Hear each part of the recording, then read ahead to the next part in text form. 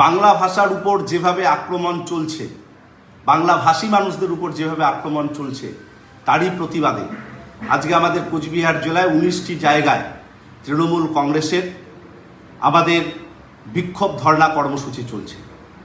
কোচবিহার 2 নং ব্লকের কোচবিহার শহরের ঢোকার মুখে খাগড়াবাড়িতে এইরকম একটি কর্মসূচি চলছিল।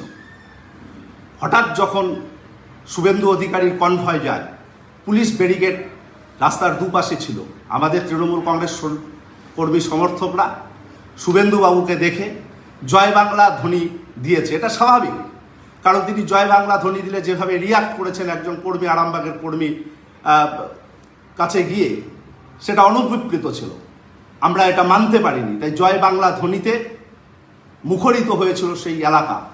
এবং যেভাবে তিনি প্রতিনিয়ত কুড়েচুকর আক্রমণ করেন আমাদের নেত্রী মমতা বন্দ্যোপাধ্যায়, অধিনায়ক অভিষেক বন্দ্যোপাধ্যায়কে, প্রতিনিয়ত বিধানসভার লবিতে দাঁড়িয়ে যেভাবে বাংলা বিরোধিতায় সামিল হন, তার প্রতিবাদে আজকে সাধারণ মানুষ, তৃণমূল কংগ্রেসের কর্মী সমর্থকরা স্বতঃস্ফূর্তভাবে বিক্ষোভ প্রদর্শন করেছেন। কিন্তু কোনো ভাঙচুরের ঘটনা ঘটেনি। তৃণমূল কংগ্রেসের কোনো কর্মী ভাঙচুরের ঘটনার সঙ্গে জড়িয়ে নেই।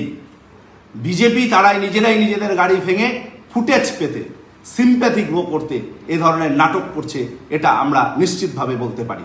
আমরা ধিক্কার জানাই শুভেন্দু বাবুর এই কদর্য নোংরা রাজনীতি করবার জন্যে।